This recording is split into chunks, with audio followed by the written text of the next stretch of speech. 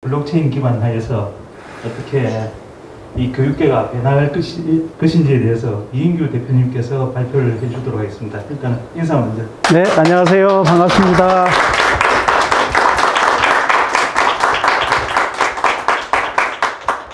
이인규 대표님은 아마 우리나라 교육 운동에 있어서 산증인이라고 할 수가 있습니다. 그러니까 여러분들은 뭐 잘 모르실 수 있겠지만 그 새로운 교육 모색할 때 1980년대 우리나라의 사회 전반적으로 이제 민주화 운동이 불었거든요. 그러니까 자유와 관련되는 거. 그때 이제 교육 쪽에서도 교육 자유와 민주화 운동이 이제 출발을 하기 시작해요. 그때 처음으로 이제 만들어졌던 게 정교조입니다. 교사들이 이제 연합을 해가지고 새로운 교육을 좀 해보자 그랬을 때 그때 정책위원장 전체 청교육 실천위원회 위원장을 하시면서 정교조 만들고 이럴 때 처음에 이제 주도를 해가면서 좀 만들어 가셨고요. 그 이후에 이제 정교조가 또 이렇게 좀 권력화되면서 좀 제대로 방향을 못 가는 것 같다 이래가지고 거기서 또 나오셔가지고 아름다운 학교 운동이라고 해가지고 그 운동본부를 만들어가지고 거기에서 이제 대표도 하시고 이렇게 해오셨어요.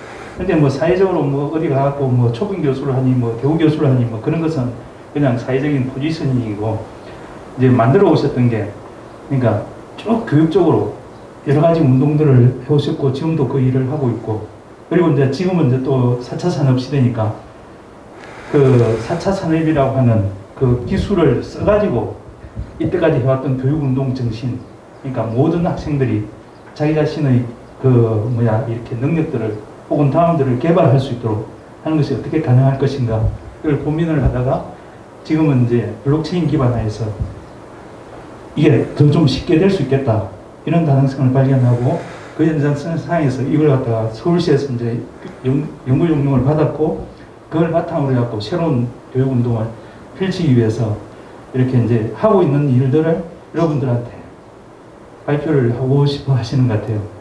그리고 아까 전에 이제 우연히 이렇게 이야기를 하다가 여러분들께서 이렇게 코딩 관련 뭐 이쪽으로 관심 있는 학생들도 있다고 그래서 내일 또 학생들하고도 같이 이 사업을 해보면 어떨까 뭐 그런 이야기도 하고 그랬었어요.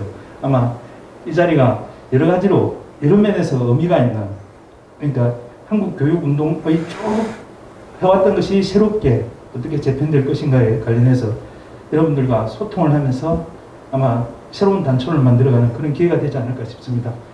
아주 간략하게 이 정도만 소개하고요. 더 깊은 이야기를 제가 소개한 것이 너무 간략했는데 하고 싶은 이야기가 있으시면 스스로에 대해서 약간 소개를 더 보충을 해주시면 감사하겠습니다. 스스로보다도 사실 우리 이제 교육운동에서 중요한 그 핵을 실천적 핵을 만들고 있는 곳이 대안학교인데 사실 이제 대안학교 운동이 펼쳐진 이후로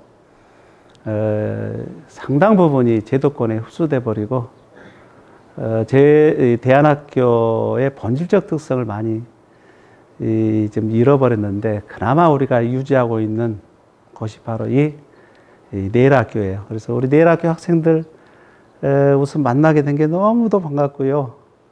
참 어려움의 과정이지만 우리 대안학교의 기본 본질을 또 유지하고 계시는 우리 민영주 이사장님, 또 우리 조영재 전 교장 선생님, 너무도 늘 존경스럽고, 이러한 활동이 이제 4차 산업혁명 이후에 또 새로운 그 계기를 마련해가지고, 우리 엄청나게 또 발전할 수 있기를 참 기원한다는 말씀을 먼저 엽니다. 어쨌든, 반갑습니다.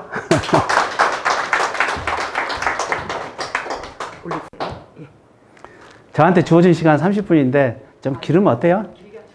괜찮아요? 그 대신 서로 얘기를 어느 때라도 수시로 얘기를 하자고요. 그죠? 이야기를 하면서 그래도 이제 이 정도 됐으니까 어떤 얘기를 해도 대처 능력은 있거든요. 그러니까 어떤 얘기든 하셔요. 하다가 나 저거 모르겠다. 왜냐하면 지금 여기는 상당 부분 아시는 분도 있을 거고 어떤 부분은 이제 뭐 아직 IT도 모르는데 지금 블록체인까지 얘기하려면 어려운 수준이 있으니까 그냥 모른다 해서 그냥 다시 질문하십시오. 네. 네, 그렇게 하면 됩니다. 자, 지금 제가 이제 연구 결과를 먼저 내놨는데 서울시 교육청의 연구 결과를 그냥 그대로 먼저 지금 손을 보이는 거예요. 따로 지금 제가 이 PPT를 만들지 않았기 때문에 기존에 있는 PPT를 가져오다 보니까 가장 합당한 게 서울시 교육청의 지난 2월 달에 완성한 연구 결과를 보여드리는 게 좋겠다 싶어서 가져왔어요. 자, 그러면 한번 봅시다. 이걸 넘기는 게 네, 맞습니다. 요거고요. 아, 세 번째 걸 넣어야 되는구나. 예. 제가 이제 연구 책임자를 했고요.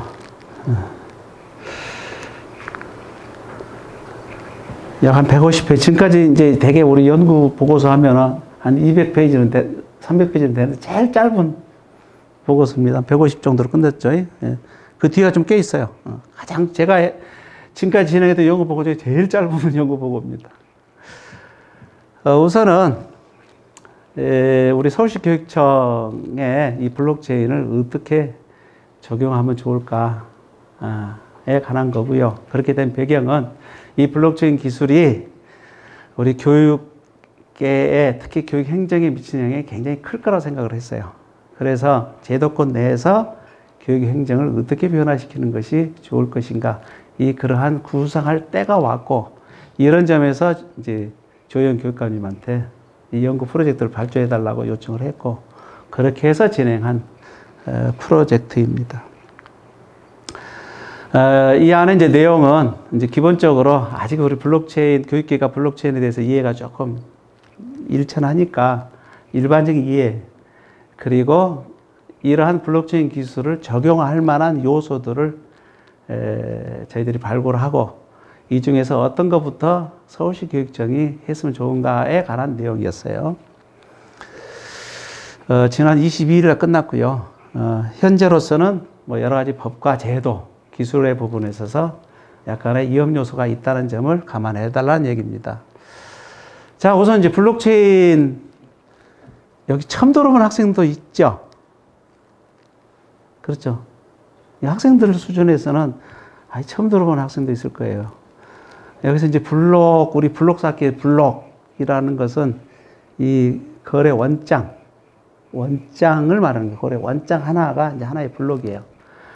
이러한 블록들을 기존에 우리 이렇잖아요. 우리 이제 은행에 있어서 여러분들 거래할 때는 이러한 서로가 A라는 사람하고 B라는 사람한테 송금할 때 그러한 거래가 원장이 은행에 들어가서 은행에서 그러한 것을 승인해 줌으로써 그 권위에 의해서 서로 거래가 승인되잖아요. 맞죠?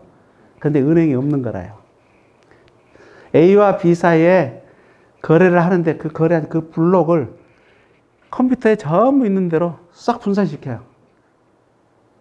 어떤 트랜잭션, 거래가 있는 것을 싹 분산시켜 놓으면 어느 한 부분만을 이변조할 수 있어요, 없어요? 이변조 일부를 하게 되면 당장에 드러나잖아요. 전체가 그걸 공유해버리는 거예요. 분산장부라 그런 거예요. 전체가 공유를 해버리는 거예요. 그렇게 해서 나중에 그것을 이 거래가 성립된지 여부를 승인하는 과정에서 51%만 대부분이 다 맞으면 거래가 이루어져서 승인하는, 은행이 중앙에 은행이 해야 될 일을 없애버리는 거예요. 그 대신 그냥 우리 다중에 의해서 분산 방식으로 그 이변조를 막고 그 무결성을 검증하는 시스템. 이게 이제 블록체인이라고 보면 돼요. 그렇게 되어서 다음번에 이제 연결되는 각종의 이제 절차가 일어나겠는데, 이게 이제 블록체인이에요. 그래서 이러한 블록체인 상의 장부는 양자 컴퓨터가 아니면 거의 뭐 이변조가 이제 해킹 같은 게 거의 불가능한 기술이라는 거잖아요.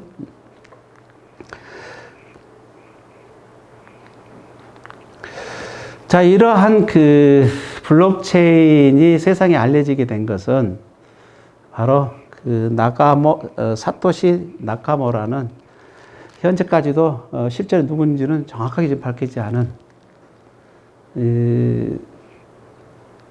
사토시 나카모라는 사람이 이 논문 비트코인 개인 간 전자화폐 시스템 총 이게 8장인지 12장인지 기억이 안 나네요. 이게 아주 짧은 논문이에요. 이것을 올림으로써 알려졌고요. 실제로 이제 은행 없이 개인과 개인의 거래가 성립되었고, 오늘날 지금 비트코인은 사실 거래 장부 자체가 이제 화폐가 된 거잖아요.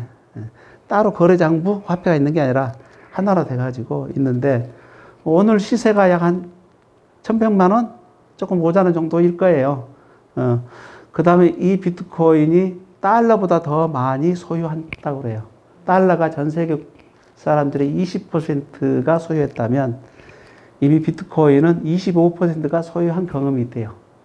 어느 정도로 지금 화산인지 이해하시겠죠? 이때 이 만들어진 배경이 굉장히 중요해요. 사실 그 당시에 우리가 리먼 브라더스 은행 파산 사건이 있었어요. 그러니까 부동산 업계 쪽에서 일어나는 그 파산이 결국은 어디로 전가되냐면 제3세계 노동자들에게 전가되는 걸 보고 이렇게 현재의 중앙화된 은행 시스템을 믿어서는 안 되겠구나.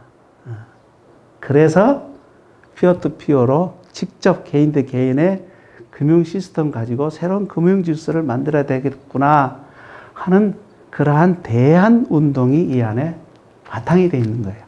이것이 오늘날 우리가 교육 부문에서도 마찬가지 정신으로 지금 흐르고 있는 거예요. 오늘 이 현장에 바로 이 흐름이에요. 중앙화된 거대한 관료 시스템. 중앙이란 이름으로 바로 그 권위가 잘못 오도돼 가지고 많은 대중들에게 피해도 갈 수 있는 것을 우리가 어떻게 막을 것인가. 이런 부분에 관한 철학이 현재 오늘까지 여기까지 지금 흐르고 있다 생각하시면 될 거예요. 이때 이 비트코인의 거래들은 전부 다 투명해요. 전부 그 지갑 안에서 다 볼 수가 있어요. 월렛 안에서.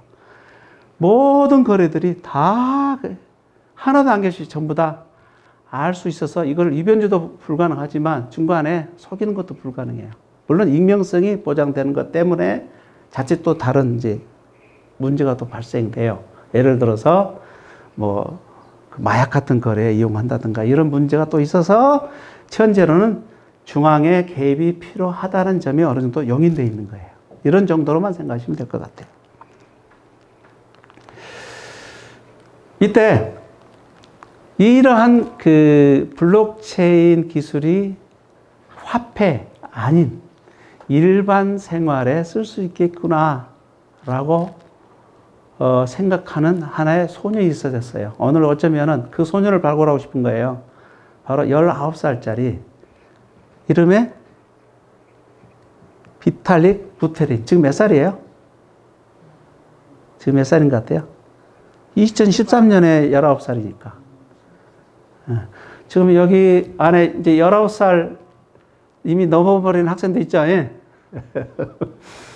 지금 오늘 어쩌면 이 안에서 그런 천재를 좀 발견했었으면 좋겠어요. 이 초기 상태에 현재 블록체인 기술을 대대적으로 혁명을 일으킬 또 아마 이 안에 천재가 나타날 수가 있어요. 이때 약간의 19살 청년이 이 일을 해낸 거예요. 바로 일상생활에 있어서 중앙 없이, 즉 중앙이라는 것은 되게 변무사, 변호사 막 이런 게 필요하잖아요. 그거 없이 일상생활에 상업 문서가 우리 계약을 하잖아요. 이것을 전자상에 올려놓으면 누구도 그 부분에 이변조할 수가 없어요. 예를 들어서 되게 사망 후에 뭐 유품을 정리하는데 유서를 여기다 올리면 참 좋겠죠. 그래서 실제로 미국의 경우에 스마트 컨트랙트로 체결된 장부를 그 공증 효과로서 법원이 인증을 하기 시작했어요. 이해를 하시겠죠? 네. 이게 이제 이더리움이라는 새로운 화폐를 만들어서 이러한 그 동기부여를 시킨 거예요. 이게 지금 이더리움 체계예요. 이 대부분 현재 우리가 부르는 암호화폐는 사실은 비트코인 체제가 아니라 바로 이 이더리움 체제고요. 아마 여기서 또 뭐 창업을 하게 될 때 바로 이 이더리움 기반으로 아마 하시게 될 확률이 거의 90%예요. 물론 여기에 도전하는 새로운 것들이 있지만. 자, 이어서 에이다, 이오스 뭐 등등이 나타나요. 이것은 사실은 이제 전체 장부를 전체 컴퓨터에 뿌리다 보면 단점이 뭐겠어요? 느리잖아요, 속도가. 이 속도를 좀 더 개선하려는 의사결정에서 여러 가지 시스템들이 나타나고, 또한 어떤 경우는 중앙화가 꼭 필요한 경우들이 있을 거 아니겠어요. 따라서 어느 정도 중앙화가 용인된 이제 그러한 시스템들이 나타나기도 시작해요. 또 그리고 아까 말한 무슨 음반의 저작권을 바로 그 안에 이제 스마트 컨트롤 연결한다든가 할 때에 각각의 어떤 특정한 부문에서 필요한 화폐들이 등장하기도 해요. 이렇게 함으로써 지금 제3세대 코인들이 나타나기 시작한 거예요. 자, 이때 사람들은 제4차 산업혁명 그러면 우리가 4차 산업혁명 제일 먼저 떠오르는 거는 아마 2016년도 3월 달에 있었던 그 알파고 하고 그게 누구지? 이세돌 하고의 그 경쟁을 다들 떠올 거예요. 그래서 당시에 이제 인공지능이 등장하면서 이전에 이 대부분 이제 로봇이나 우리 이제 컴퓨터들이 반숙련 노동자들의 일자리를 위협을 했다면 갑자기 위협감을 느낀 게 예를 들어서 치과 의사들이 갑자기 위협감을 느껴요. 어랍쇼 저거 뭐 치과 의사 인간 치과 의사보다 저게 더 잘하겠네 뭐 등등. 뭐 증권 애널리스트들 딱 입장에 저거 인공지능이 더 잘하겠네. 일자리 위협을 굉장히 느껴서 4차 산업혁명에 관련돼서 이제 대대적인 이제 이 조망을 하기 시작하는데, 실제로 당시에 세계 경제 포럼에서 이야기하기를 2016년에서 2021년 5년 사이죠. 15개 국가에서 늘어나는 일자리는 한 220개인가 그 정도에 불과한데 없어질 직업이 한 720개인가 500만 개의 일자리가 사라질 거라고 뭐 대대계열하면서 실제로 4차 산업혁명에 대해서 관심이 굉장히 증폭했고, 그 중에서 사람들은 다 4차 산업혁명 그러면 인공지능이 일으킬 폭풍으로 대부분 생각하는데, 실제에 있어서 아까 그래프를 보면 이 머신러닝에 대한 관심과 함께 거의 비슷한 수준으로 훨씬 더 많은 관심이 있는 것은 이 블록체인이에요. 이 블록체인은 이렇게 큰 영향을 미칠 걸 다들 알고는 있었는데 대중들에게 파급되지 못한 상당한 이유는 아까 그 코인 때문이에요. 그러니까 이러한 새로운 화폐를 가지고 아직 제도가 덜 된 틈을 타서 많은 사기들이 등장해서 손실을 입히다 보니까 사실은 이 블록체인이 실제보다 사람들한테 두려움의 요소가 생긴 거고, 두 번째는 이런 블록체인이 일으킬 폭풍이 혹시나 우리가 가진 기득권을 침해하는 게 아닐까라고 또 두려움이 또 한편 있는 거예요. 그래서 널리 알리지도 않는 부분도 있는 거예요. 이런 요소를 생각한다면 실제로 우리가 블록체인을 정말로 건전하게 활용해야 될 그러한 그 요소를 인식하는 사람이 우리가 이 블록체인 기술을 어떻게 이해해야 될까 조금 감을 잡을 거예요. 한편 오른쪽은 인공지능이라면 왼쪽에는 뭐가 있다? 블록체인이라 생각하면 맞아요. 4차 산업을 이뤄가는, 물론 해석이 여러 가지가 있겠지만 그 정도로 큰 영향력이 있는 기술이다 생각하시면 될 것 같아요. 실제로 이제 세계 경제 포럼에서는 GDP의 10%를 차지할 거라 그랬으니까, 아까 우리가 이제 아까 창업 얘기할 때 인공지능에 지금 정부가 어마어마한 돈을 투자해서 막 하고 있어요. 지금 그 흐름을 탈 수도 있고요. 이 블록체인은 그에 비하면 너무도 투자를 안 해줘요. 그렇지만 아까 너무도 많은 사람들이 경쟁하는 것보다는 안 가는 쪽에 할 수도 있잖아요. 잘 고민했으면 좋겠다는 거잖아요.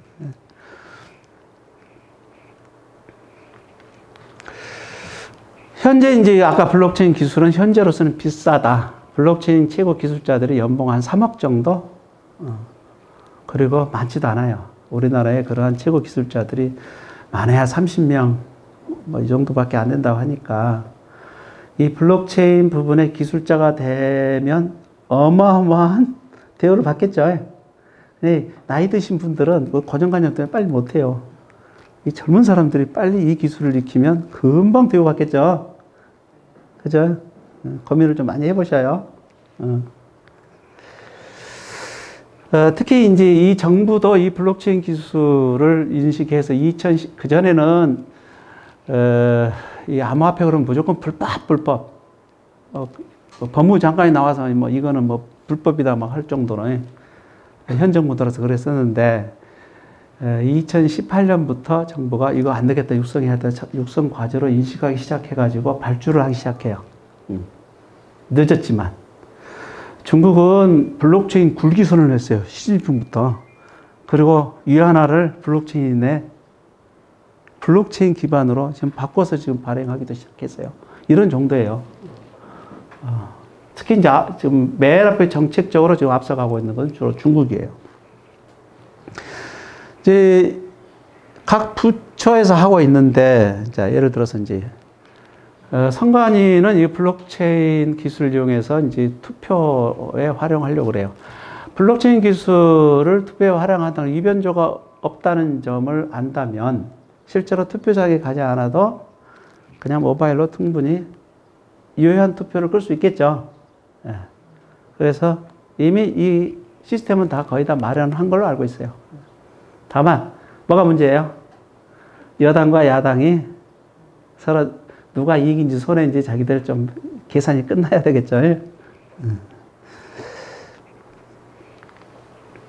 서울시는 블록체인 과가 있어가지고 거기에 제가 알기로 한 13명의 담당 과가 생겼어요. 그러니까 스마트 시티의 핵심 요소로서 블록체인을 담아서 그 블록체인 공무원들이 13명이 지금부터 늘었을 수도 있어요. 있는 것까지 제가 확인했어요. 이 정도로 지금 가고 있어요. 그래서 아까 전자민주주의, 블록체인은 전자민주주의 시스템을 서울시가 만들어 놓은 거예요. 그래서 어떤 공론화 과정에서부터 투표 절차까지를 좀 블록체인으로 하는 거예요. 부산광역시는 규제 샌드박스, 블록체인을 일상화하는 데 필요한 현재 법을 거치하는 과정을 생략하도록 해준 거예요. 여러 가지 블록체인 기술을 적용할 때 제일 큰 어려움이 뭐겠어요? 개인정보보호 이런 거 등등의 각종 법적인 그 규제들이 있지 않겠어요? 그 부분을 넘어설 수 있도록 규제 샌드박스 특허로 만들어준 거예요. 그렇게 해서 맨 먼저 이분들이 하는 게 우선 이제 결제 시장이고요. 이어서 지금 블록체인 시민증을 만들어 가지고 지금 부산시청에서 체험 전시를 하고 있어요. 그 블록체인 시민증 하나만 가지고 있으면 DID 딱 있으면 바로 온라인상의 어떤 유통도 단 하나의 아이디로 할 수 있고 오프라인 상에서도 고궁이나 이런 거 간 거 전부 다 기록할 수 있겠죠. 또 그걸 통해서 바우처로 넣으면은 바로 소외 계층들에 대해서 자금 지고 또 그걸로 하는 거예요. 중간 공급기관 없이. 이게 블록체인이에요. 그것을 부산시가 지금 진행하고 있는 거예요.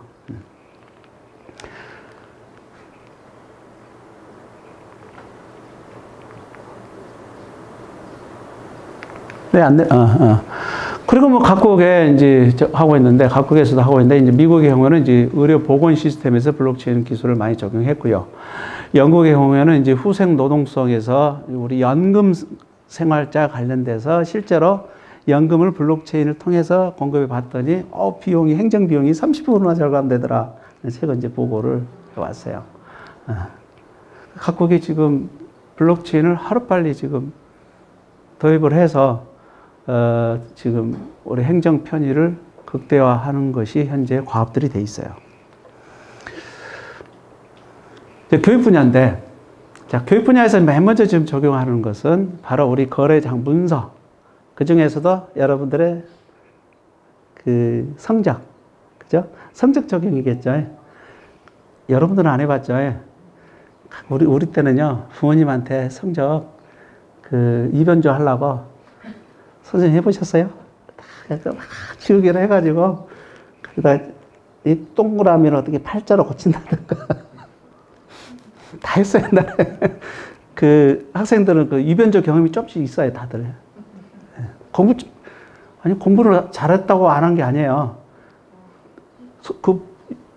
성적이 더 오르기를 다들 희망하니까, 그래서 다 고쳤어요.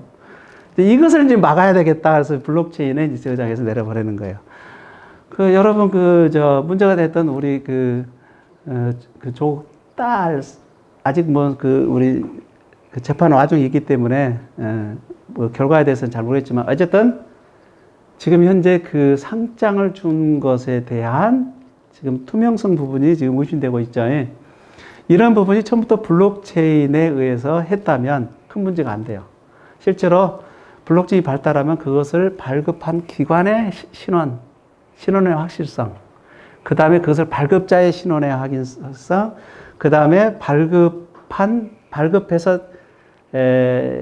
발급해서 이제 그 수령자에까지 오기까지, 그 다음에 그 수령자가 그것을 필요로 하는 수요자까지 가기까지 전부 다 그것도 일종의 거래잖아요. 장부 거래잖아요. 그 과정이 다 해지값이 저장되니까 함부로 입연조 못 하겠죠. 그죠? 예. 물론 이제 본질적으로 속이려고 그러면 또 인간의 머리는 상당히 뛰어나잖아요. 그렇지만 상당 부분 그 문제를 해결할 수. 더군다나 그러한 거래 사실들이 즉 장부가 원천적으로 다 공개라고 그랬잖아요.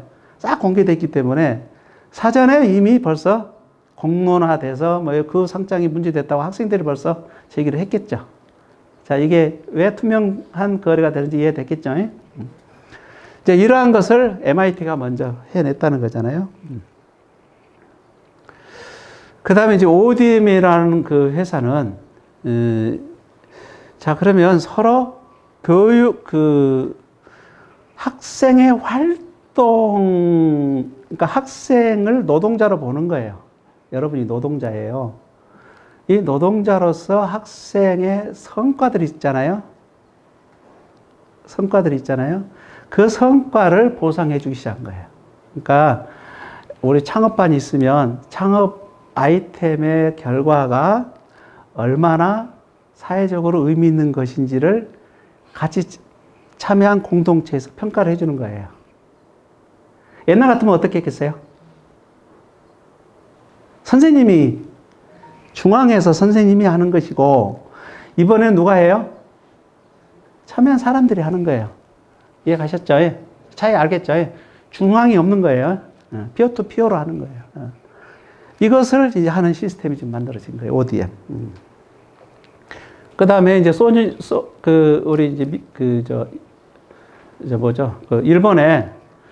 일본의 소니 회사는 자회사를 만들어 가지고 바로 지금의 학교 생활 기록부에 해당하는 것을 바로 블록체인에 얹혀서 바꾸는 작업을 진행을 했고, 그것을 일본 총무소로부터 지원을 받아 가지고 시범 학교가 내려가 있는 거예요.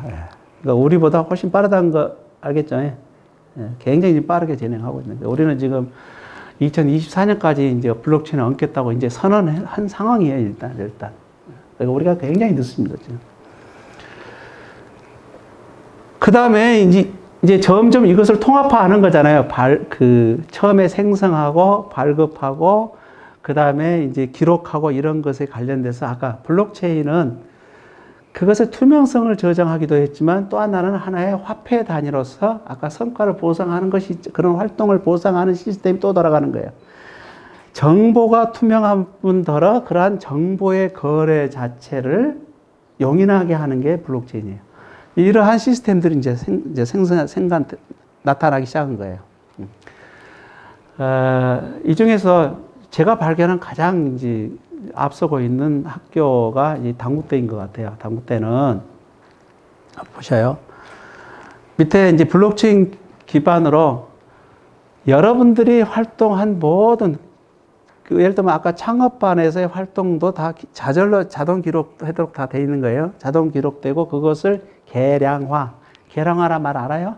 점수화, 마일리지화, 해서 그걸 통합 전수해서 당국대가 지향하는 인재상 요새 얼마나 근접했는지를 측정하고 그 결과값에서 인증을 해주는 거예요. 이해가셨죠? 그리고 이러한 각각의 정보들을 인공지능이 모아서 학사관리 서비스를 해주는 거예요. 그래서 예를 들어서 중간고사가 언제지 그러면 인공지능이 답을 해주는 거예요. 내가 어떤 부분을 지금부터 고민해야 돼? 당신은 어떤 개론에서 성적이 아주 낮았는데 그 부분을 좀 신경 쓰셔야 되겠어요. 뭐 등등 나오겠죠. 이 서비스를 지금 하고 있다는 얘기잖아요. 그리고 아까 그러한 학생증 결합해가지고 아까 도서관이라든가 이런 거기 매점 같은 데를 전부 결제할 수 있도록 되어 있는 이런 전반의 시스템을 지금 만들어 놓고 있는 거예요. 이게 이제 단아이라는 그 챗봇 시스템의 이제 최종적인 결론이에요.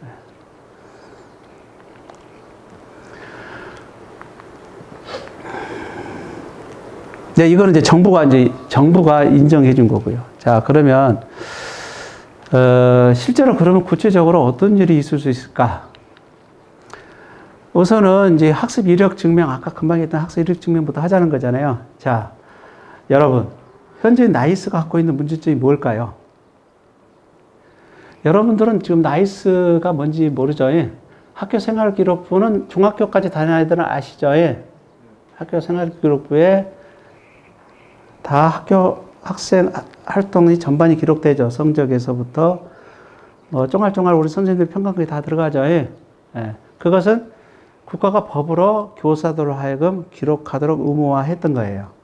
그리고 그렇게 기록된 결과는 상급 학교 진학 때 바로 고등학교에서 바로 그것을 열람을 해요. 또 그리고 고등학교 때 쓰여진 것은 대학에서 열람을 해요. 어찌 생각하면 내에 관한 정보인데 나의 승인도 없이 그냥 서로 되고 있는 거죠. 법에 의해서. 물론 그거 가지고 전북에 있는 김승환 교육감은 이거 이혼 아니냐고 소송을 했어요.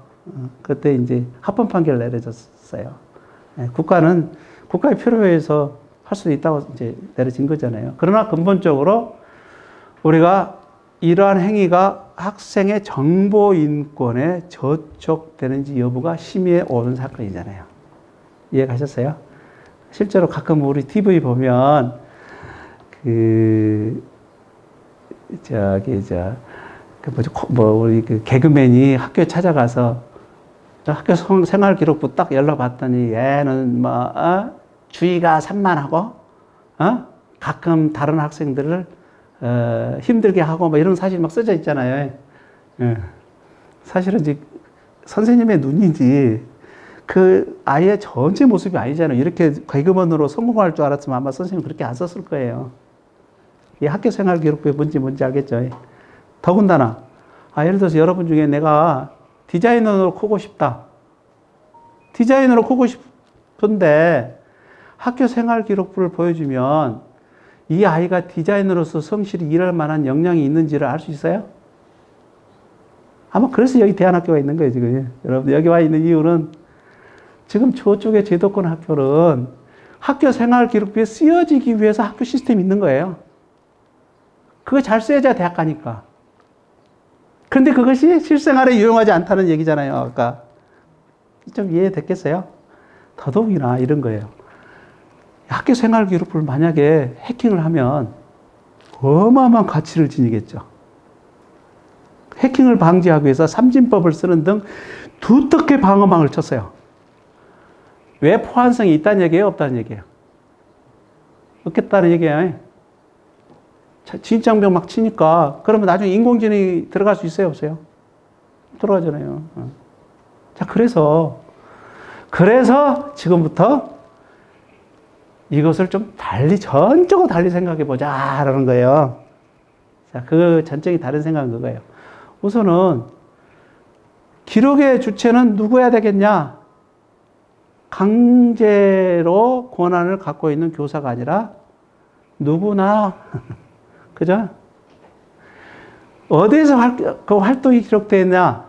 학교뿐만 아니라 지역사회 또 인터넷 모두 다, 맞죠? 그죠? 그러한 기록 여부에 대해서 강제로 전송되는 게 아니라 어디까지 그걸 전송할 건지 말 건지 누가 결정해? 본인이 결정해. 내가 결정해. 그죠? 이게 이제 마이 데이터 개념이에요. 아까 학습 정보 인권이라는 우리가 기본권이 있다 그랬죠. 결국 그 정보 인권의 개념에 보면 그 정보는 내 건데. 자, 예를 들어서 조금 더 생각해 보자고요. 여러분 병원 가시죠. 우리 성인의 경우는 저 같은 말 해도요. 건강관리공단에 정보가 있어요. 그렇죠. 건강관리. 그 다음에 서울대도 있고요. 고려대도 있고요. 순천향대 병원도 있고요. 그 다음에 세 군데인가 대학병원 제 경험으로. 그 다음에 동네 병원은 아마 한 20개 넘을걸요. 그리고 핸드폰에도 IoT 제 몇 보 걸었는지 정보도 있죠. 제가 또 약국에 어떤 약국에서 했는지 있을 거 아니에요. 약국에 뭐 처방전을 어디다 냈고 뭐 이런 정보도 다 필요하잖아요. 그러한 정보들이 다 흩어져 있죠. 흩어져 있으면 나중에 내가 인공지능을 고용해가지고, 고용했다는 얘기는 그 업체가 있겠죠. 현재 나에 대해서 좀 분석해 주세요. 내가 어떻게 음식을 먹어야 되고, 내가 어떤 처방을 받아야 되는지 가장 분석해 주세요라고 인공지능한테 부탁한다고 한들, 분산돼가지고 할 수 있겠어요, 없겠어요? 두 번째, 설사 그렇게 해서 다 통합시킨들, 위변제 되는지도 여부도 확실하지 않죠. 왜냐하면 사실 위변제 많이 해요. 여러분들 그 병원에 가보면 본인 확인을 하라 그러죠. 왜냐하면 그 보험에 연관되어 있기 때문에 위변제도 하잖아요. 없는 병도 크게 해가지고 보험료 많이 타기도 하고. 이런 신뢰성 문제가 또 있잖아요. 이것을 해결하기 위해서 마이 데이터 개념이 필요한 거예요. 다 내려받으세요. 어디다가? 본인의 클라우드에 저장하세요. 자, 이 개념 이해하시겠어요? 이게 마이 데이터예요. 마이 데이터. 본인의 클라우드에 모든 정보를 해주시고, 그러면 이제 그것을 나중에 기계 언어로 누군가가 판독해서 나한테 서비스 해주겠죠. 자, 의미 이해했겠죠, 이제. 이 절차. 우리 교육계도. 자, 그러면 우리 교육계도 지금 막 본인의 정보가 흩어져 있죠. 네, 물론 기록도 잘 안 하고 있는 게 현실이지만, 아까 내 디자이너로서 내가 앞으로 성장을 위한 필요한 기록은 어디가 있어요? 이런 거꾸로? 디자인 학원에 있을 수 있고, 이런 대안학교에 있을 수도 있고, 마을 교육 공동체에도 있을 수 있고, 심지어는 개인 사사를 통해 있을 수도 있고, 공모전, 미래 자동차 디자인 공모전에 내가 수상한 실적이 중요하잖아요. 근데 그거는 현재 학교 생활을 그렇게 기록 못 해요. 이것들을 어쨌든 기록을 하자는 거잖아요. 그 다음에 실제로 우리 밑에 공간에서 창업 공간에서 위에였던가요? 밑에죠. 창업 공간에서 여러분들이 창업에 하던 아까 목업들, 시제품들 그 관련된 전부 다 기록을 해두면 나중에 이 학생의 역량이 창의적 역량이 뛰어나구나 판단할 수 있을 거 아니겠어요? 그거 다 기록하자는 거 아니겠어요? 저절로 기록할 수 있으면 얼마나 좋겠어요? 근데 그게 지금 우리가 지금 하려고 하는 일들이에요.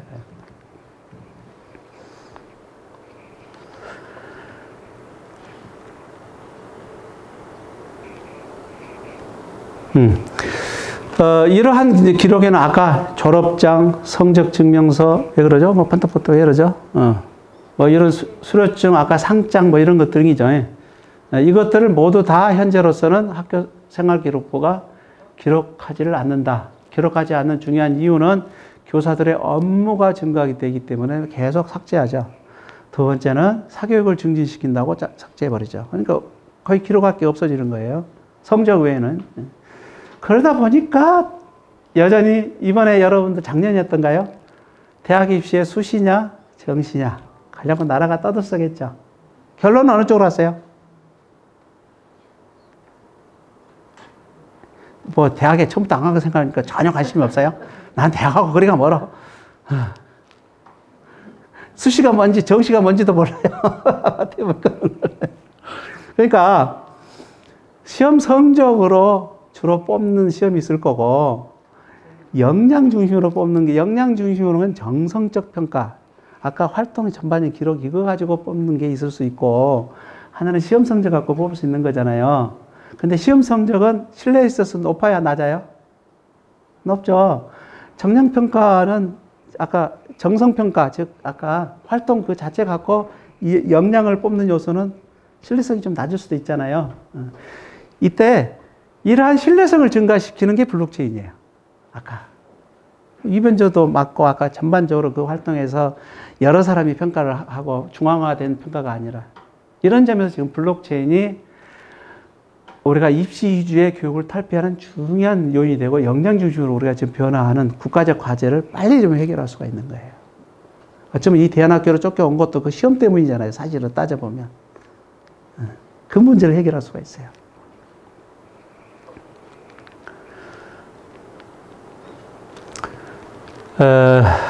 넘어가고요. 이런 건 다 이제 넘어갈게요. 아까 이 얘기한 내용들이요. 특히 이제 예를 들어서 우리 대안학교에서 이런 이제 취업 플랫폼 만들 때 여기를 보시면 돼요. 각종의 여기서 본인들의 활동하는 이력들이 다 데이터에 쌓여가지고 특히 이러한 이 이력이 쌓이는 것에 각종의 활동에 코인으로 혹은 뭐 마일리지로 보상을 해주는 거예요. 다 보상을 해주는 거예요. 그 보상을 해줘서 그러면 기록들이 풍요롭게 있겠죠. 물론 그러한 기록 전체를 취업기간에 넘길지 여부는 본인이 결정하는 거예요. 그러나 예를 들어 아까 나는 자동차 회사의 디자이너로 활동하고 싶어요 라고 했을 때 필요한 자료들은 미래 자동차 디자인 경진대회 수상 실적, 그죠? 그때 수상한 작품, 그리고 그러한 수상한 작품이 있기까지의 활동한 전반적인 이력, 맞죠? 이런 거지 않겠어요? 또 자기소개서. 이런 것들을 전부 다 문서에 담아서 취업기간에 넘기는 거예요. 이해를 하셨죠? 이걸 좀 하자는 거잖아요. 지금 어찌 생각하면 이게 지금 특히 이제 이러한 것을 AI가 들어가면 얼마나 좋겠어요. 쫙 데이터 중에 기아의 회사에 이번에 미래 자동차 디자인에 관련 탁월한 능력을 보이는 아이가 있어요. 이 아이를 발굴해 주는 거예요. 컴퓨터가 쫙 찾아가지고. 그래서 그 회사로 넘겨주면 얼마나 좋겠어요. 그러면 성적 안 보겠죠. 바로 이거예요. 이걸 하자는 거예요. 그 다음에 또 하나는 아까 우리 국가가 지금 국가가 교육 예산을 지급을 해요. 교육 예산을 쓰는데 여러분들은 국가로부터 지금 예산들을 거의 지금 혜택을 안 받겠다고 여기까지 온 거예요. 그러니까 우리 민우 선생님이 힘드신 거예요. 아마 여러분들이 지금 제도권 내에 들어있다면 특히 봉화 이곳에 있다면 고등학생의 경우에 제가 파악하기로 적어도 1,500 내지 2,000만 원을 받을 거예요. 혜택을. 1인당 교육비로. 그렇게 받고 있어야 할 여러분인데 나 그거 싫어 하고 여기 오신 거예요. 그러니 얼마나 사실 이 학교 운영이 얼마나 힘들겠어요. 왜 우리 민우 스님이 안 받으려고 그랬을까? 반습이 들어가니까. 그 받으면 엄청난 간섭이 들어. 너 국어, 영어 뭐 하다 보면 이제 그러니까 이 대안학교가 어려운 거예요. 이해가셨죠? 이때 실제로 그러한 공급 기간 없이 바로 아까 그 암호화폐 같은 그 화폐 단위로 바로 학생한테 공급을 해줄 수도 있겠죠. 이게 지금 우리가 원하는 거예요. 국가가 아까 각종 학습 활동의 보상 수단으로 막 그냥 바우처로 남겨주면 얼마나 좋겠어요. 예를 들면 학생들의 창업 활동에 관련돼 갖고 예산을 창업 활동에 관련돼서 그 교육비를 수령을 해가지고 바우처 형태로 주는 거예요. 그러면 여기 학생 수만큼 받는 거잖아요. 이해하시겠죠? 이게 이제 바우처 시스템이에요. 이것이 이제 일어나야 되는데,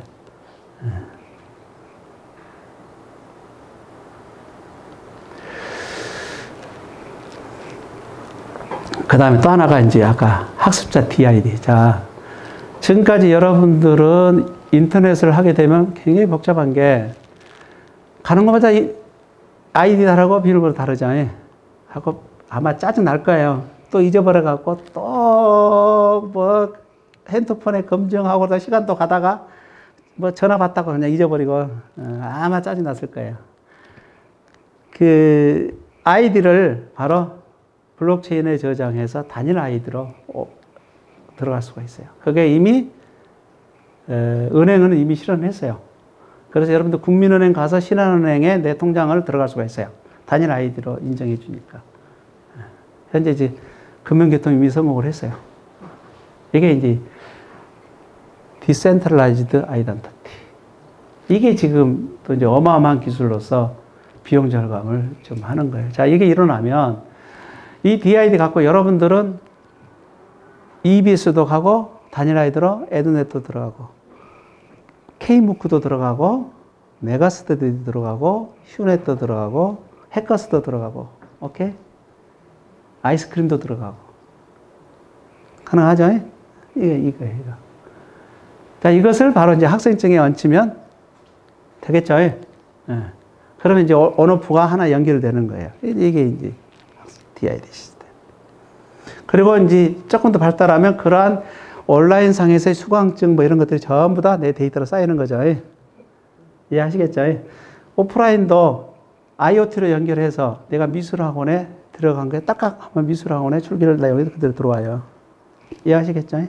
공공에 내가 딱 결제뿐만 아니라 그 안에 들어간 경험도 이리 기록되는 거예요. 자, 이게 이제 DID. 자, 이 DID의 실현은 어마어마한 지금 변화를 우리 지금 이야기하고 있는 거예요. 예.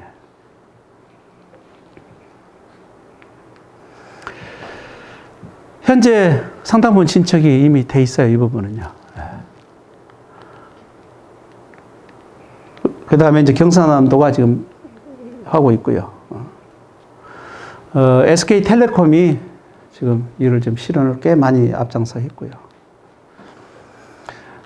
이 중에서 이제 핵심은 바로 DID 학생증이 아까 말씀드린 대로. DID 학생증으로 나중에 여기 안에 물론 시스템이 이제 만들어져야 되겠지만 DID 학생증으로 이 안에서 모든 투표들을 할 수가 있어요. 지금 이 안에서 투표들은 여전히 손 들고 하죠. 손 들고 하잖아요. DID로 다, 물론 여기 소수니까 뭐 손 드는 게 더 편할 수도 있겠어요. 그렇지만 어쨌든 다수가 될 때는 바로 이것도 투표제잖아요. 이걸로 할 수 있잖아요. 이게 기반이 되면, 개발이 되면 이 안에서 모든 활동에 대한 보상 활동들이 주어지고, 그 평가들을 여러분이 하는 거예요. 여러분들이. 이렇게 변한다는 거잖아요.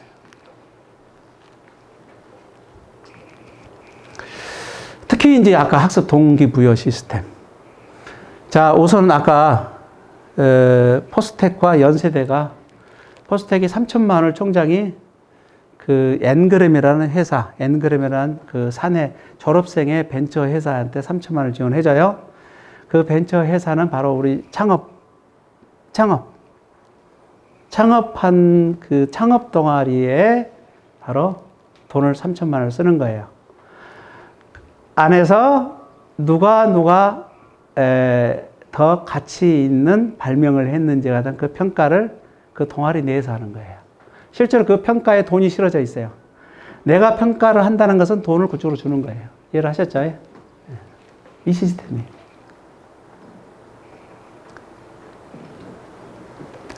그 다음에 예를 들면 이제 우리가 여러분들이 어떠한 학습 활동을 해야 되겠어. 나 돈이 없어요.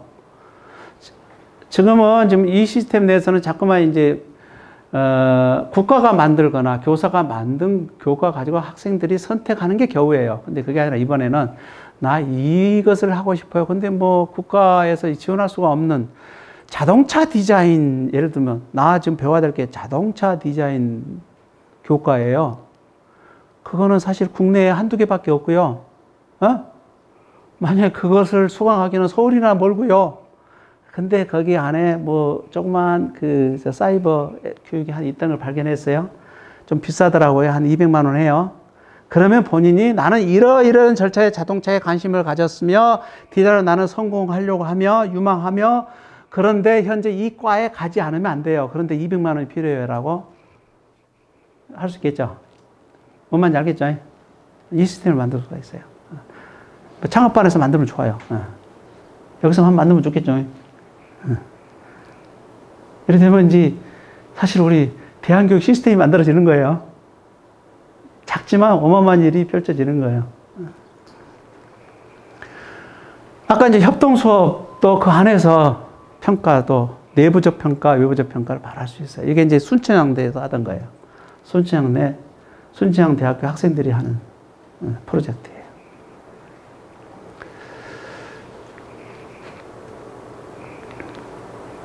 그 다음에 이제 뭐 학부모, 좀 큰 학교에서 학부모 공동체, 학생회, 교사회, 이들이 민족 운영 시스템을 바로 내부에서 할 수 있어요, 바로.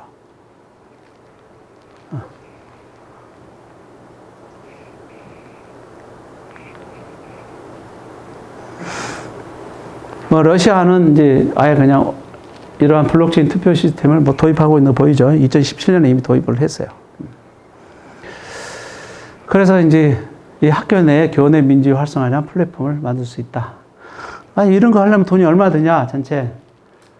해보니까는 한 3만 5천 들더라고요. 쉽지만 않아요. 왜냐하면 학교마다 사정이 다 다르니까. 왜 이게 작동을. 자, 이러한 전반적인 소요하에 이거 안 되겠다. 회사를 하나 만들어버리자 한 게 이제 그 아름다운 학교운동본부가 만든 거예요. 어떻게 하면 지금의 이제 우리 공급자 중심 이 시스템, 국가교육 중심, 수동적인 이 교육 시스템을 자발적이고 자주적이고 민주적인 그런 학습 시스템으로 또 개인 맞춤형 시스템으로 바꿀 것인가. 이 고민 속에서 블록체인과 빅데이터, 인공지능을 좀 활용을 해보자는 거잖아요.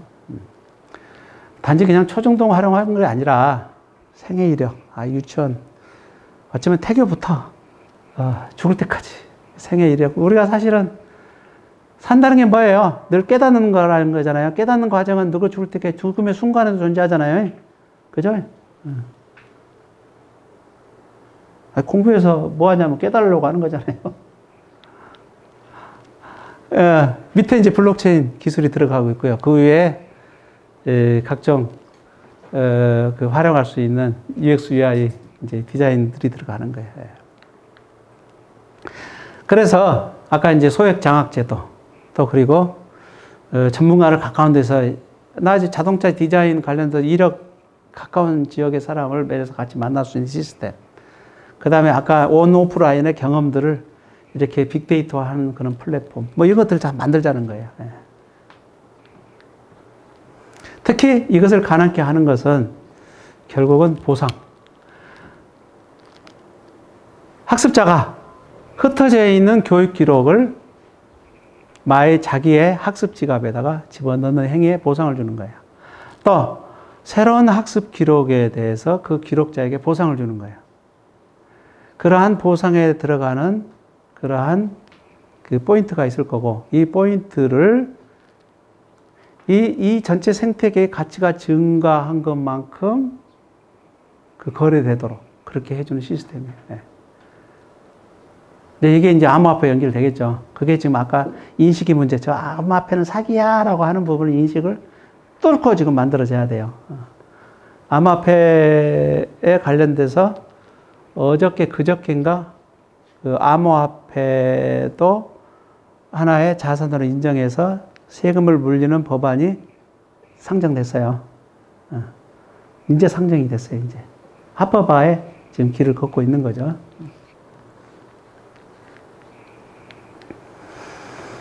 그래서 기본적으로 어쨌든 자기주도 설계를 하자는 거, 그 설계에 따라서 컨텐츠를 제공하자는 거예요.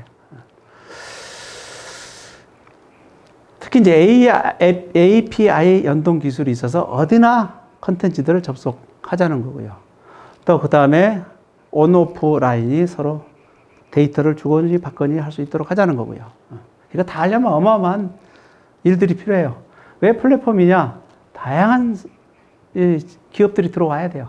현재 만든 거는 큰 생태계지 에드블록이 혼자 하겠다는 뜻은 아니에요. 이 생태계 속에 다 들어왔으면 좋겠다는 거잖아요. 그죠? 그렇잖아요. 플랫폼, 여러분들 플랫폼이 뭔지 알아요? 우리 예들을 한번 들어보셔요. 우리 학생들. 플랫폼 할 때 지금 제일 가까이 있는 플랫폼 뭐예요? 우리 애들한테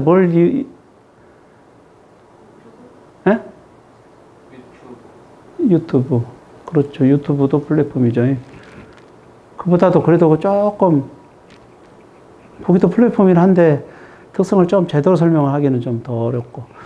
그 배달의 민족? 그죠? 거기도 좀,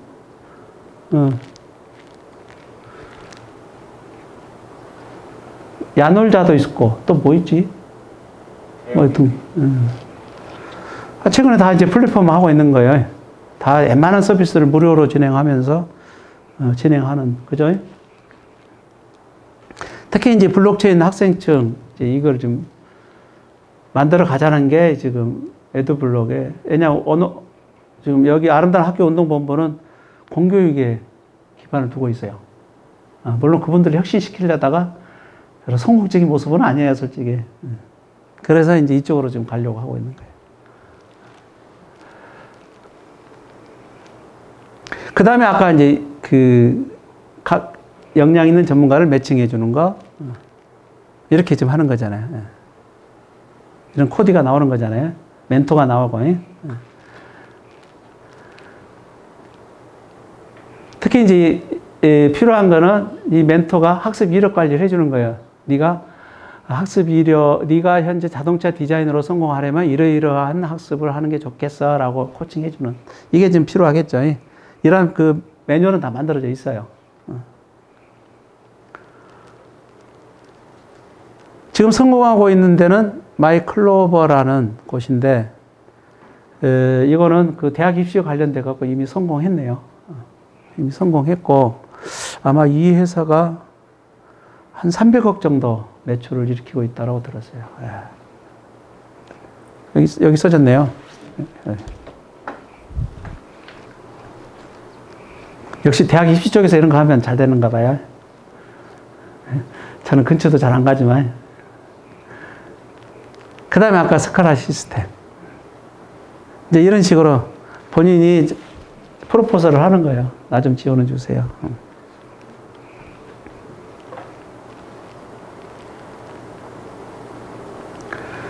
그 다음에 이제 경진대, 각종 이제 경쟁을 하는 거예요.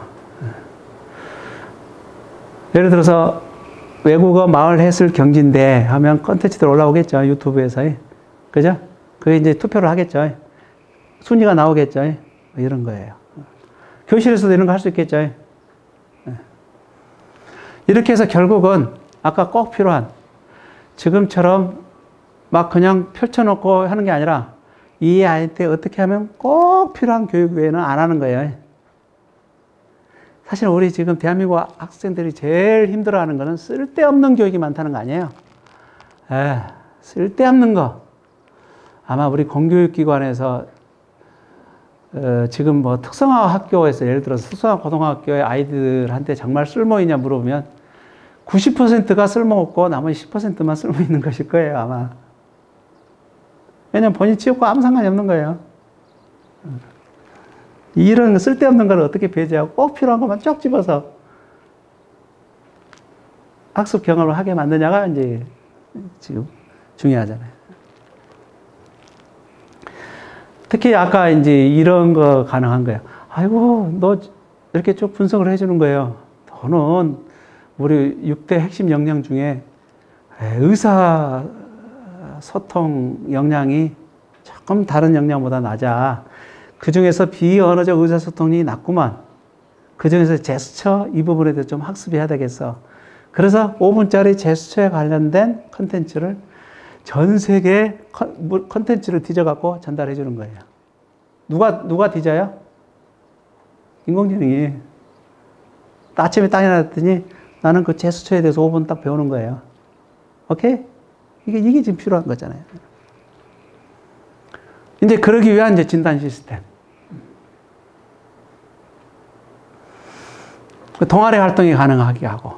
그래서 결국은 이제 인공지능 챗봇을 하나 만들자는 거잖아요. 딱 앞에 딱 일어나면 챗봇이 아이고 일어났어요. 오늘 학교에서 뭔 일을 해야 될 것 같아요. 오늘 이러저러한 본인의 부족함을 채우시고요. 씩씩하게 잘하셔요. 뭐 이런 하겠죠.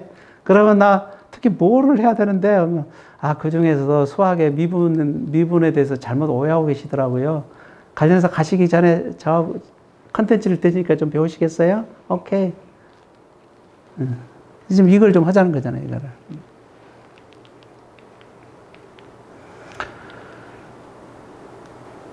자, 이걸 위해서 이제 토큰을 발행한 거예요, 지금. 토큰을 발행한 건데, 지금 이제 토큰은 아까 말한 대로 이 앞에 갔던 분들이 너무 많이 사기를 쳐가지고, 사기성은 되게 이제 프로젝트 상관없이 그것을 상품으로 인식하는 거예요. 예를 들면 이런 게 있으면 얼마나 좋겠어요. 여러분들 고등학교 2학년 학생이 중학교 3학년 학생한테 가르쳐요. 근데 계속 공짜로 가르칠 수 없잖아요. 그렇다고 돈을 주기도 뭐하죠. 이때 이 토큰을 주면 얼마나 좋겠어요. 이 학교에 봉사를 해서 부모님 오셔요.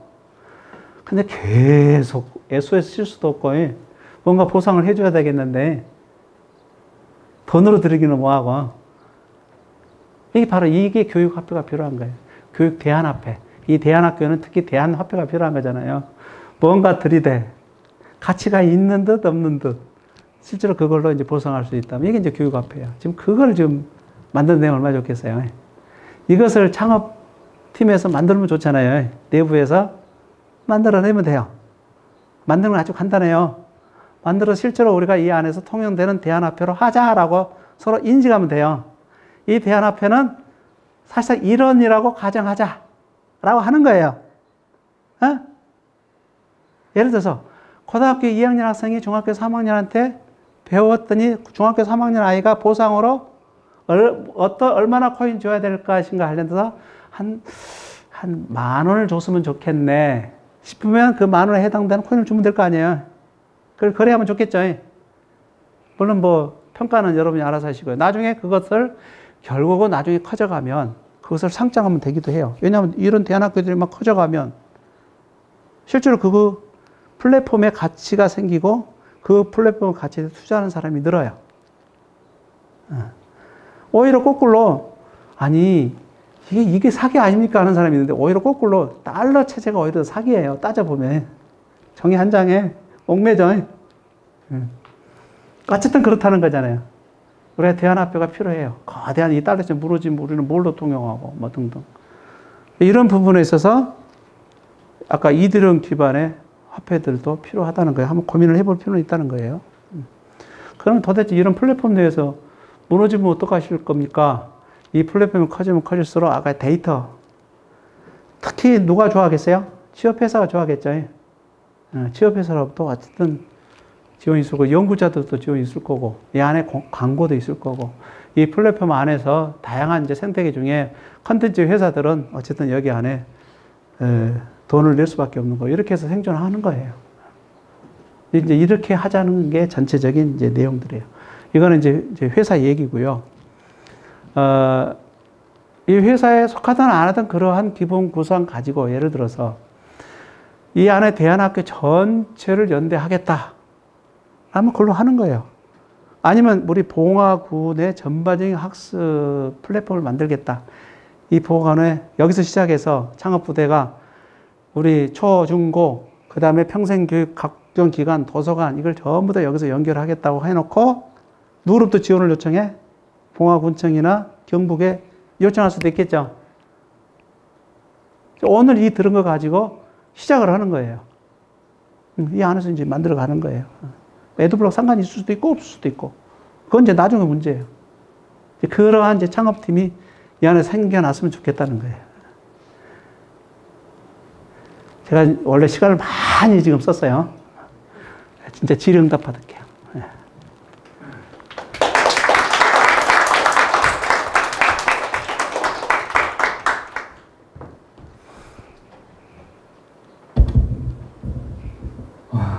정말 방대하네요. 이게 제가 들어봐도 내용이 너무 많아가지고 이걸 저도 솔직히 말해서 다 소화가 안 되거든요. 그래서 아마 다양한 질문들 그러니까 기초적인 것부터 뭐 여러 가지 것을 차분차분 하나씩 지금부터 알아가면서 대화를 나누는, 그래서 나중에 뭐 조금씩 이렇게 확장되어 갈 수 있는 그런 기회가 조금 더 있어야 되겠다는 생각이 좀 들어요. 제가 이제 이해한 방식대로 하면은 4차 산업은 딱 4가지라고 저는 생각을 해요. 자료를 모은다. 자료를 저장한다. 자료를 분석한다. 분석된 자료를 처방한다. 이걸 이제 적용을 해보면 4가지 단계잖아요. 쉽죠? 자료를 모은다, 저장한다, 그 다음에 분석한다, 처방한다. 네, 너무 엄청난 방대한 자료라서 제가 한번 간단하게 적용을 시켜볼게요. 여러분들 각자 개인들이 공부한 것을, 자료들을 모아야 될 거 아니에요. 그죠? 그러니까 모아야 되니까 여러분들이 활동한 것을 갖다 다 이렇게 기록을 하는데, 그 기록을 한 것을 좀 간단하게 기록을 할 수 있는 게, 예를 들자면은 DID 카드가 있으면은 온라인이든 오프라인이든 어디든지 다니면서 이렇게 자료가 자동으로 이렇게 모아질 거 아니에요. 그 다음에 그 모아진 것을 사이버 공간에 이렇게 다 저장이 자동으로 될 거예요. 근데 자료가 모아졌다고 해서 그게 유용한 건 아니거든요. 그냥 단순히 모아져 있을 뿐이지. 근데 그걸 갖다 이제 유용하게 어떤 알고리즘을 가지고서 분석을 해야 돼요.